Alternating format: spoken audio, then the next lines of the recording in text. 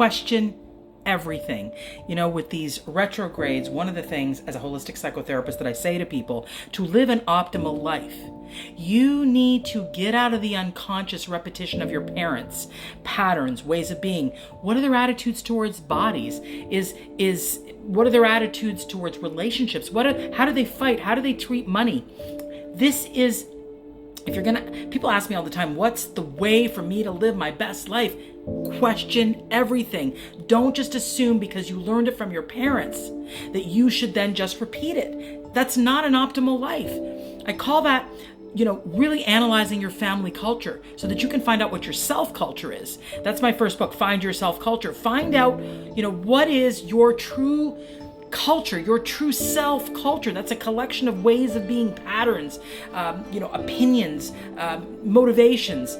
Understand that you have an option to not just repeat what you learned, to not just do what you saw, especially if what you saw was not healthy, especially if what you saw made you feel in some way, ashamed or unwell or unhappy or self-critical or critical of others.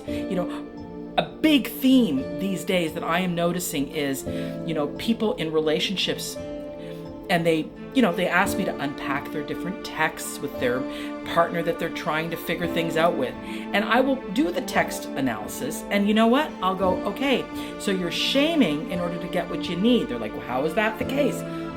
Read the words. And then when we break it down, we're like, oh, well, that's how my mother talked to me, or that's how my father talked to me. I'm like, okay, did it work for you? How did it feel when your father or mother, kind of gave you criticism in order to teach you, for example? Well, they love me. They're trying to tell me the truth. No. Understand that when we are convinced that critical, judgmental, putting down is, well, they love me, so that's just them loving me. We're basically creating an attachment to, like a trauma bond, basically.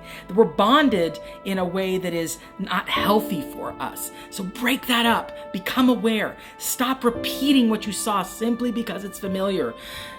Really challenge what you know in order to live an optimal life. And for goodness sake, if this helps, share it so that others can become aware of their, unconscious repetitions, generational repetitions. Because the first thing and the most important thing is break the generational patterns. Stop what isn't working and become aware of what isn't working. You can do this.